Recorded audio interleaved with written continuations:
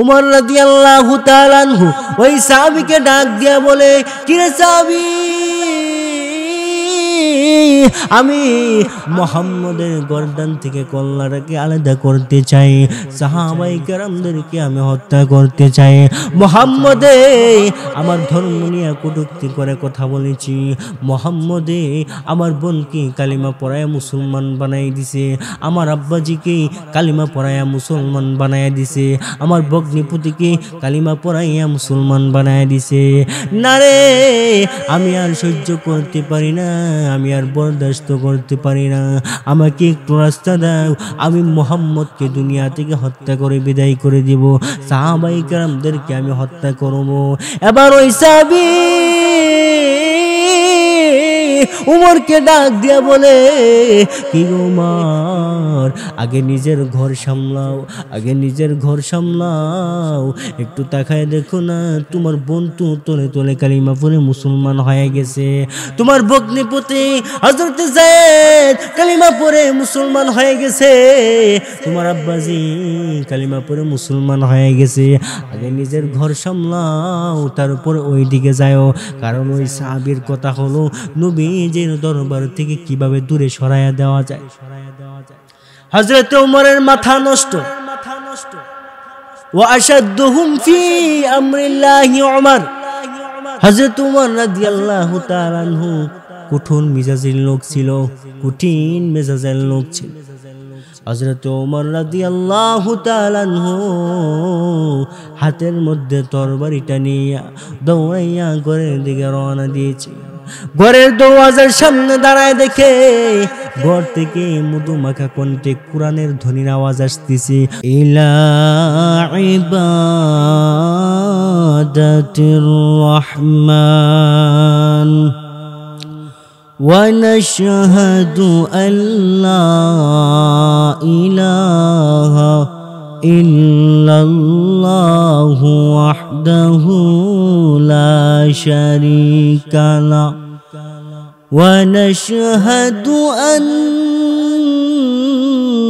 سيدنا وسندنا وحبيبنا ومولانا محمدا عبده ورسوله الذي أرسل إلى الناس كافة بشيرا ونذيرا وداعيا إلى الله بإذنه وسراجا منيرا أما بعد فأعوذ بالله من الشيطان الرجيم بسم الله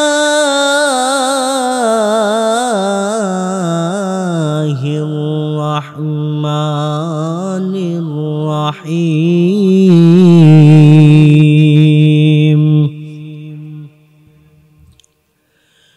يا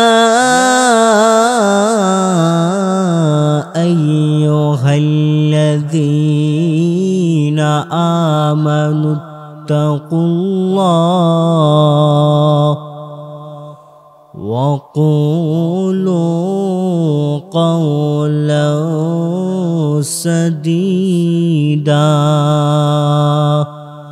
صدق الله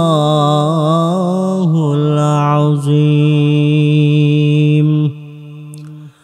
وقال تعالى في شان حبيبه ومحبوبه ومعشوقه مخبرا وآمرا إن الله وملائكته يصلون على النبي يا أيها الذين آمنوا صلوا عليه وسلموا تسليما بلغ العلا بكماله كشف الدجى بجماله حسنة جميع خصاله صلوا عليه وآله সকলে মহব্বতের সহিত একটু জিকির করেন লা ইলাহা মাশাআল্লাহ মহব্বতে বলুন ইল্লাল্লাহ লা ইলাহা লা ইলাহা ইল্লাল্লাহ লা ইলাহা ইল্লাল্লাহ লা ইলাহা মাশাআল্লাহ মহব্বত বল ইল্লাল্লাহ লা ইলাহা ইল্লাল্লাহ লা ইলাহা এই কালিমা পড়বে যারা কাজে লাগবে মরণ বেলা বলুন এই কালিমা পড়বে যারা কাজে লাগবে মরণ বেলা এই কালিমা রৌশনীতে এই কালিমা রৌশনীতে কবর হবে জালা লা ইলাহা মাশাআল্লাহ মাশাআল্লাহ এই তো সুন্দর মহব্বতে বল ইল্লাল্লাহ লা ইলাহা আল্লাহ তুমি দিলে আসমান দিয়েছ জমিন সুখের সমাজ গড়তে দিলে দিলে আল কোরআন লা ইলাহা মাশাআল্লাহ মহব্বত বলো ইল্লাল্লাহ লা ইলাহা লা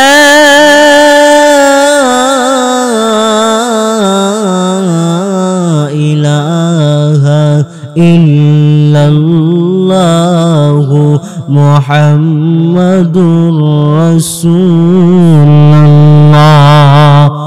সাল্লাল্লাহু আলাইহি ওয়াসাল্লাম।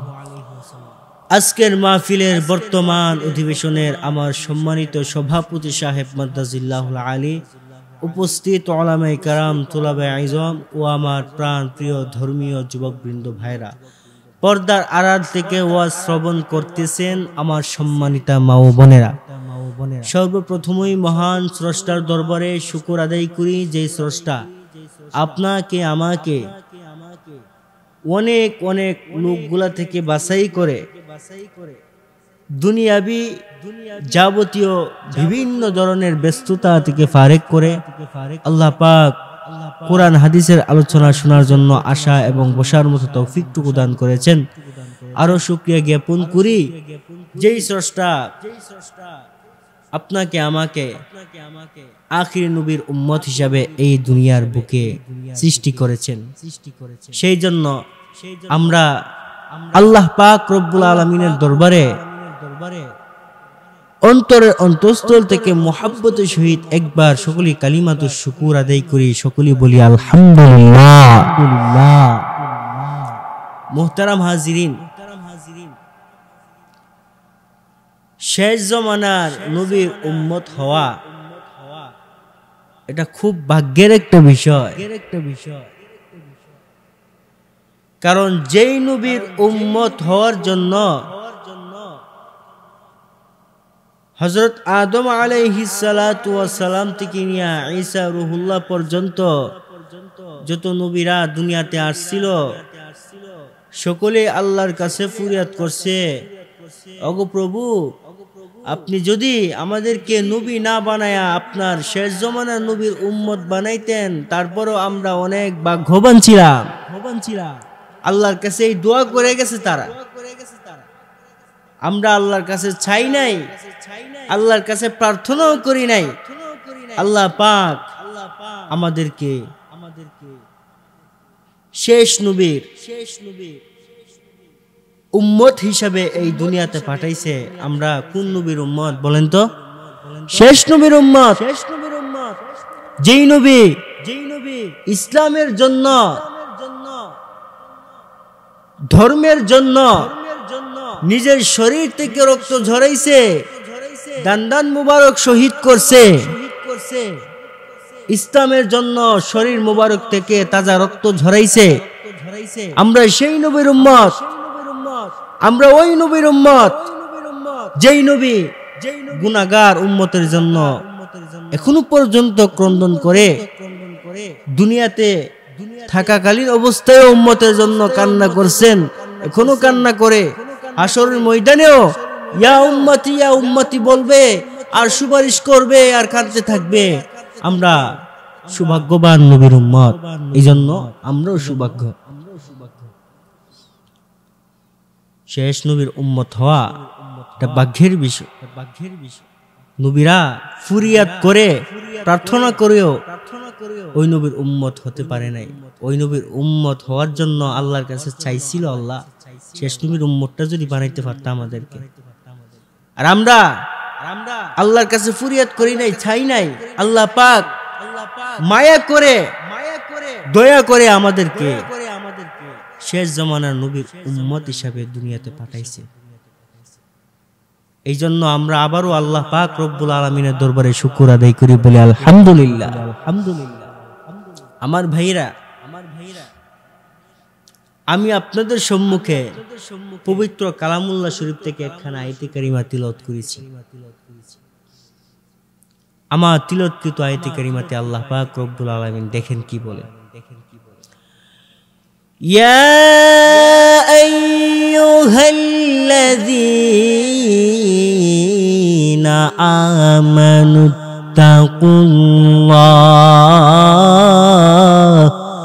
ওয়া কুলু কাওলান সাদীদা। আল্লাহ রব্বুল আলামিন দুনিয়ার বান্দা বান্দিকে জানায়া দিয়েছে, আরে দুনিয়ার বান্দা বান্দি, আমি আল্লাহ রব্বুল আলামিন দুইটা কাজ করার জন্য তোমাদেরকে আদেশ করেছি। কয়টা কাজ? দুইটা কাজ করার জন্য আল্লাহ বান্দা বান্দিকে আদেশ করেছে। আল্লাহ রব্বুল আলামিন এই আয়াতের প্রথম অংশে বলেন, ইত্তাকুল্লাহ, আমি আল্লাহকে ভয় করার মতো ভয় করো।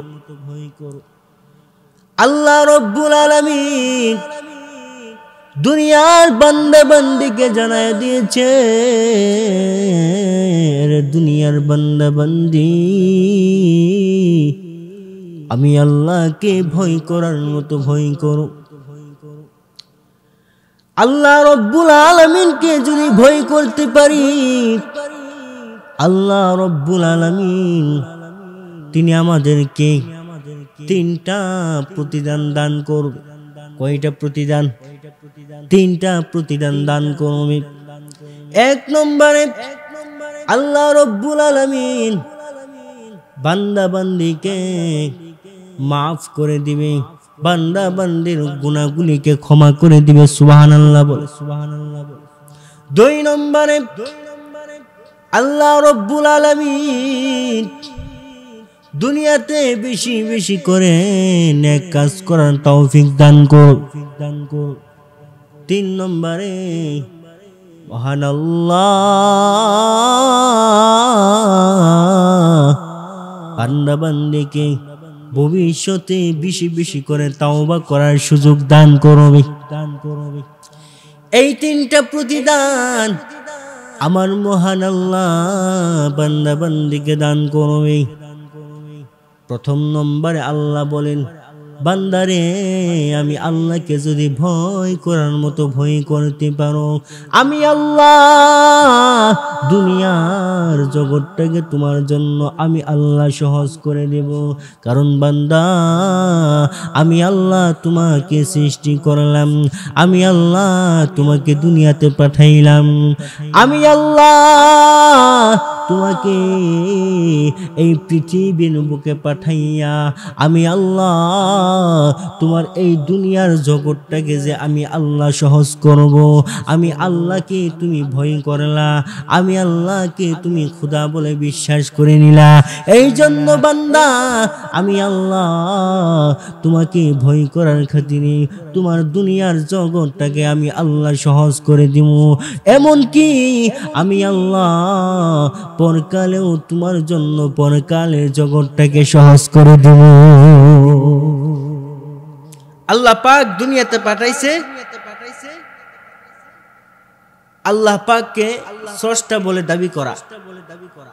শুধু স্রষ্টা বলে দাবি করলেই চলবে না, আল্লাহকে ভয় করার মতো ভয় করতে হবে নি।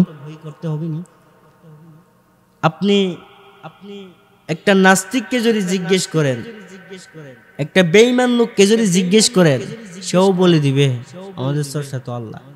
মুখে বলবে, কিন্তু এটা অন্তরের কথা নয়। আল্লাহ পাককে আমরা যেমনি ভাবে বিশ্বাস করি, এর পাশাপাশি আল্লাহকে ভয় করতে হবে, ভয় করার মতো ভয় করতে হবে। আমার ভাইরা, এরপরের অংশে আল্লাহ রব্বুল আলামিন বান্দা বান্দিকে জানায়া দিয়েছে, কিরে বান্দা বান্দি, তোমরা যখন একে অপরের সঙ্গে কথা বলবা, তোমরা সদা সর্বদাই সর্ব অবস্থায় একে অপরের সঙ্গে তোমরা সত্য কথা বলবা, কোনোদিন মিথ্যা কথা বলবা না। মিথ্যা কথা বলার জন্য আমি আল্লাহ তোমাদেরকে নিষেধ দিয়েছি। একটা বান্দা যখন সদা সর্বদাই নিজের জবানকে হেফাজত করে, এই জবানটা দিয়া যখন সত্য কথা বলে, আল্লাহ রব্বুল আলামিন ফেরেশতাদেরকে আদেশ করে, কিরে ফেরেশতারা, আমার এই বান্দা আমার দেওয়া পবিত্র জবানটা দিয়া সত্য কথা বলেছে, কিরে বান্দা যাও যাও আমার এই বান্দার জবানটাকে পবিত্র করে দাও। আমার এই বান্দা যেন আমি আল্লাহকে সব সময় স্মরণ করতে পারে, আমি আল্লাহর কোরআনটাকে যেন বেশি বেশি করে তিলাওয়াত করতে পারে, বেশি বেশি করে যেন এই জবানটা দিয়া নেক কাজ করতে পারে। যাও না রে ফেরেশতারা, আমার এই বান্দার জবানটাকে পবিত্র করে দাও। আল্লাহ পাক বান্দার জবানটাকে পবিত্র করে দে। বান্দা আমার সৃষ্টি এই জবান দিয়া সত্য কথা বলেছে। আল্লাহ পাক তখন ফেরেশতাদের মাধ্যমে ওই বান্দার জবানটাকে পবিত্র করে দে, যাতে বান্দা সামনে যতদিন অবস্থান করবে ততদিন যেন আল্লাহ পাকের কাজ করে যেতে পারে, আল্লাহ তাআলার বিধিবিধান সঠিকভাবে এই জবান দিয়া পালন করে যেতে পারে, মানুষের সাথে যেন সুন্দরভাবে কথা বলতে পারে, সত্য কথা বলতে পারে। আল্লাহ পাক সেই ব্যবস্থা করে দেন। আমার ভাইরা, নবীজির তরিকার মধ্যে কি মিথ্যা কথা আসেনি? না না, নবীজির তরিকার মধ্যে মিথ্যা কথা নাই। নবীজির তরিকার মধ্যে কি বেপরদা কাজ আছে? না না, নবীজির তরিকার মধ্যে বেপরদা কাজও নাই। নবীজির তরিকার মধ্যে সুদ নাই, নবীজির তরিকার মধ্যে ঘুষ নাই, নবীজির তরিকার মধ্যে অবৈধ কোনো কাজ নাই। ও মুরব্বী বাবারা, যুবক ভাইয়েরা, একটু খেয়াল করে শুনুন। আল্লাহর নবীর সাহাবারা নবীজির তরিকা মতো জীবন যাপন করেছেন, অবৈধ কাজের দ্বারে কাছেও যায় নাই, হারাম নামক জঘন্য কাজের দ্বারে কাছেও যায় নাই। নবীজির জীবন যাপন অনুযায়ী তারা নিজেদের জীবন যাপনকে সৌন্দর্য করেছে, নবীকে তারা ফলো করেছে, নবীজির জীবনটাকে তারা ফলো করেছে। নবীজির জীবনে কি করেছে? এক একজন সাহাবী ইসলাম ধর্ম গ্রহণ করার কথা যদি আপনাদের সম্মুখে যদি উল্লেখ করা হয়, আপনারা বুঝতে পারবেন সাহাবায়ে কেরাম তারা ইসলামের জন্য কতটুকু কষ্ট করছে। মিথ্যার ধারে কাছে যাবে দূরের কথা, হারাম কাজের ধারে কাছে যাবে দূরের কথা। সাহাবায়ে কেরাম সদা সর্বদাই সর্বাবস্থায় আল্লাহর নবীকে অনুসরণ করছে। আল্লাহ রাব্বুল আলামিন আপনার আমার নবীকে যখন নবুয়ত নামক নিয়ামত দান করেছে, আরবের বড় বড় লিডাররা, বড় বড় কাফেররা নবীজির দাওয়াতের বিরোধিতা করে, ওয়াহদানিয়তের বিরোধিতা করে, কালিমার দাওয়াতের বিরোধিতা করে নবীজি চিন্তায় পড়ে গেছে, আহারে এই কঠিন সময়ে আমি কার কাছে দাওয়াতটা পৌঁছাইব, আমি কারে দিনের দিকে নিয়ে আসব, ধর্মের দিকে নিয়ে আসব। এই কঠিন দূর সময়ে হঠাৎ করে আম্মাজান খাদিজাতুল কুবরা রাদিয়াল্লাহু তাআলা আনহা ইসলাম ধর্ম গ্রহণ করেছে। নবীজির মনটা একটু আশ্বস্ত হয়েছে। ইসলামের পতাকার নিচে একজন মহিলা এসেছে,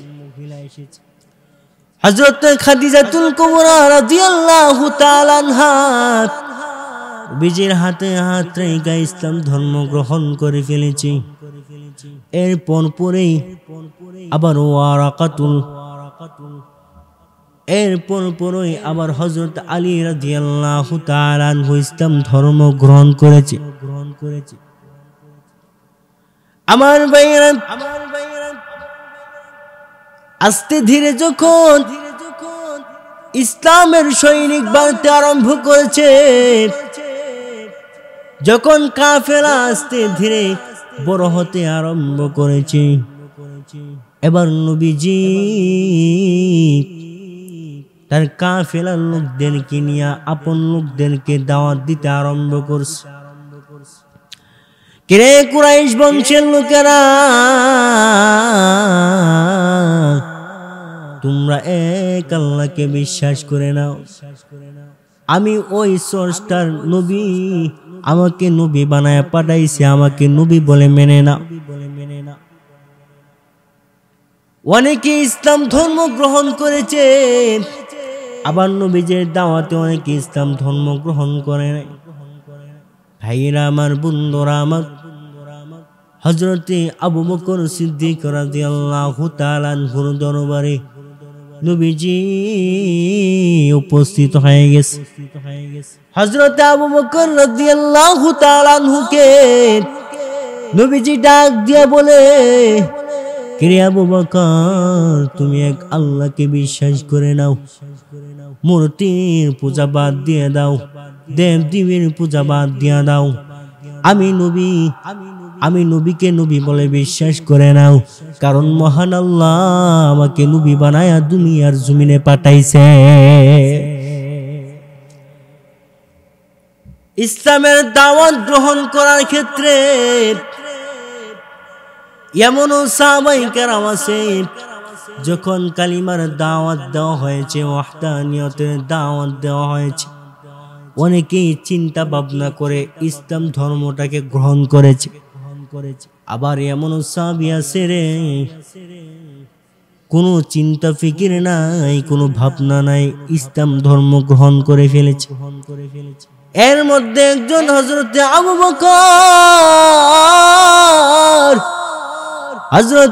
বকর কোনো চিন্তা ভাবনা করলেন না, কোনো চিন্তা নাই, কোনো ভাবনা নাই।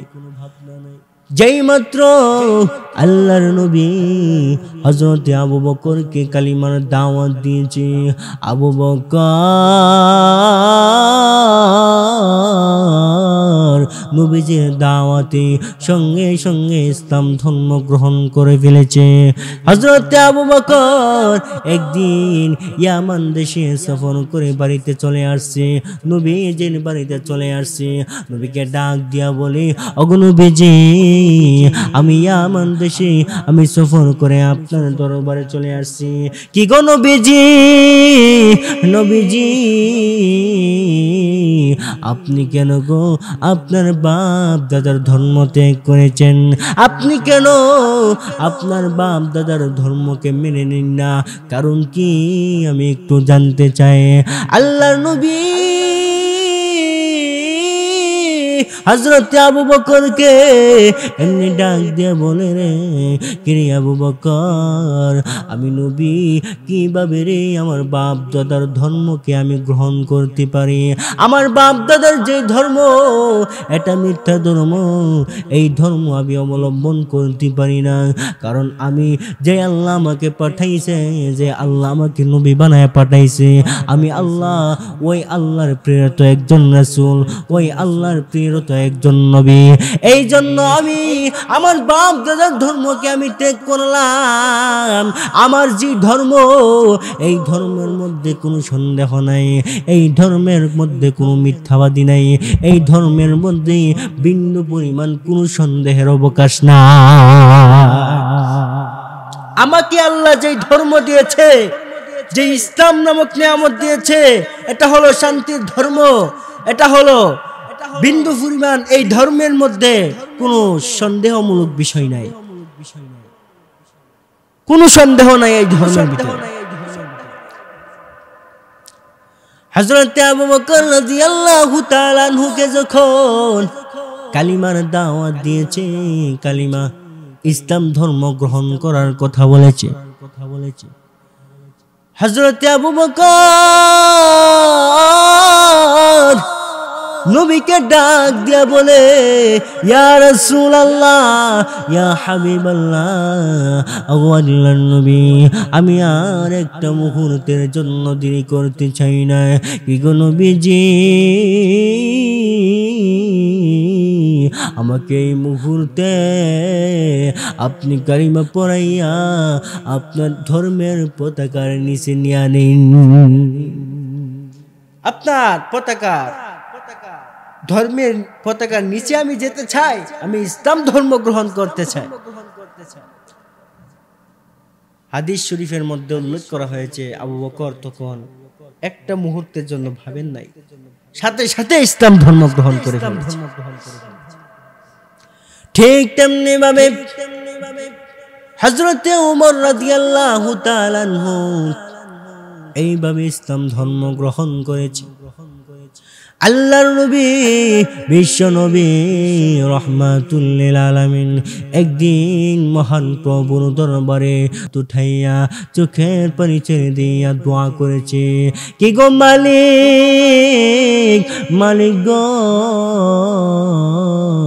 আপনি উমরকে না হয় আবু জাহেলকে, এই দুইজনের যে কোনো একজনকে আপনি ধর্মের জন্য কবুল করে নিন, আপনি ইসলামের জন্য কবুল করে নিন। আল্লাহ রাব্বুল আলামিন হযরতে ওমর রাদিয়াল্লাহু তাআলা আনহুকে ভালোবাসলেন। হযরতে ওমরের প্রতি আমার আল্লাহর মায়া জন্মাইছে। আমার আল্লাহ হযরতে ওমরকে ইসলামের জন্য কবুল করে নিয়েছে।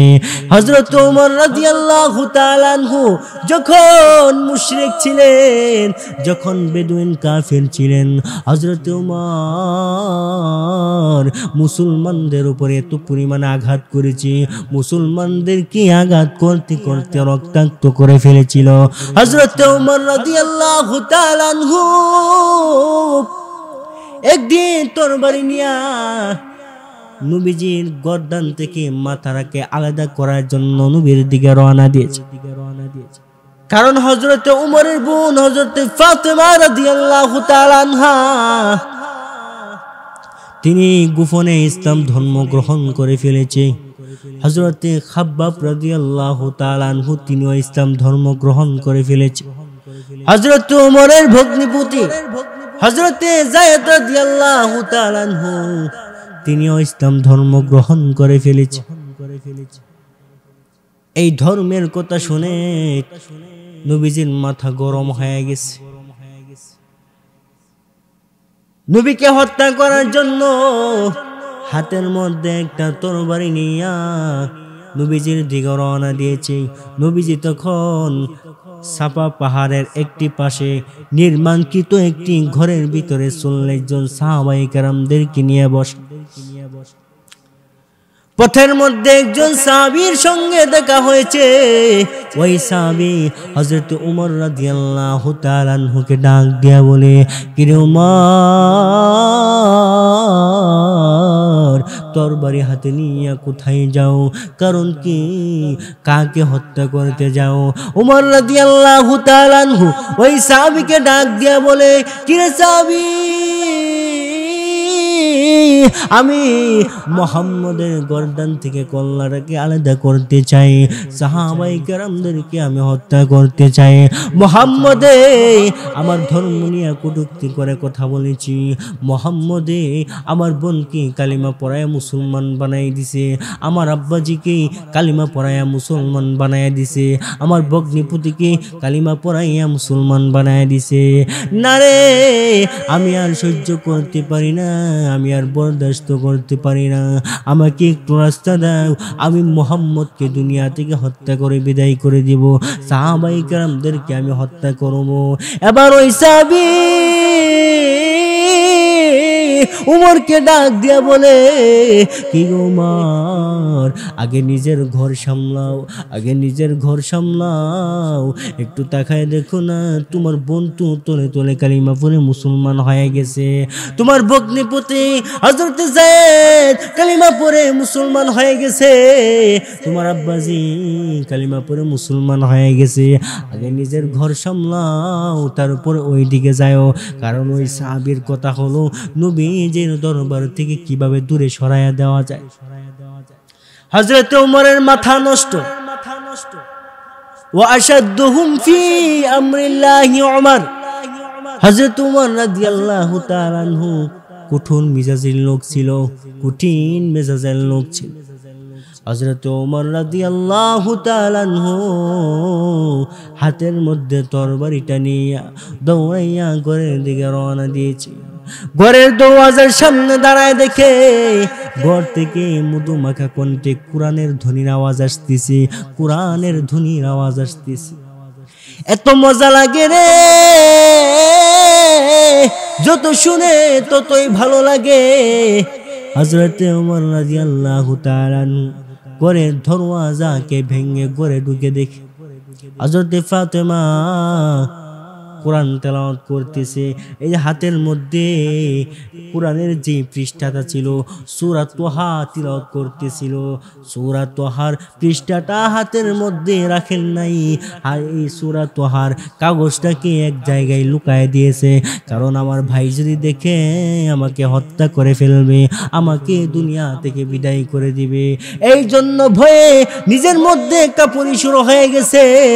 আমার ভাইয়ের হাতের মধ্যে তরবারি আছে, যদি এই পুস্তিকাটি যদি দেখে আমার হাতে, তাহলে আমাকে হত্যা করে দুনিয়া থেকে বিদায় করে দিবে। হযরতে খাব্বাব রাদিয়াল্লাহু তাআলা আনহু ভয়ে থরথর করে কেঁপে একটা কোণায় লুকায় গেছে। হযরত যায়েদ রাদিয়াল্লাহু তাআলা আনহু ভয়ে একটা কোণায় লুকায় গেছে। কারণ উমর, যেই উমর কাউকে সার দিয়া কথা বলে না, যেই উমর অনেক রাগান্বিত, উমরকে তারা ভয় পাইতো, অনেক ভয় পাইতো উমরকে। মুসলমান যেভাবে ভয় পায় ঠিক তেমনি ভাবে উমরকে বেদুইন কাফির মুশরিকরা পর্যন্ত ভয় পাইতো। তৎকালীন সময়ে মুসলমানরা উমরকে ভয় পাইছে। আল্লাহ পাক রব্বুল আলামিন উমরকে এত কঠিন মিজাজের লোক হিসাবে দুনিয়াতে পাঠাইছে। আমার ভাইয়েরা, হযরতে ফাতেমাকে ডাক দিয়া বলে, কিরে ফাতেমা, তোমার হাতে যে পুস্তিকাটি দেখা যায়, এই পুস্তিকাটি একটু নিয়ে আসো রে, আমি একটু দেখতে চাই এটার মধ্যে কি লেখা আছে। হযরতে ওমরের বোন হযরতে ফাতেমা রাদিয়াল্লাহু তাআলা আনহা ওই পুস্তিকাটি হযরত ওমরের হাতে দেন নাই, ওমরকে ডাক দিয়া বলে, ভাই রে, তুমি যাও, আগে তুমি পবিত্রতা অর্জন করে আসো। তুমি এখনো পবিত্রতা অর্জন করো নাই, তুমি গোসল করো, গোসল কইরা তুমি নিজেকে পবিত্র করো, তারপরে তুমি আমার কাছ থেকে এই কোরআনের পুস্তিকাটা নিও। কারণ এটাই এমন একটা কোরআন, যেই কোরআনকে অপবিত্র অবস্থায় স্পর্শ করা যায় না। হযরত ওমর রাদিয়াল্লাহু তাআলা আনহু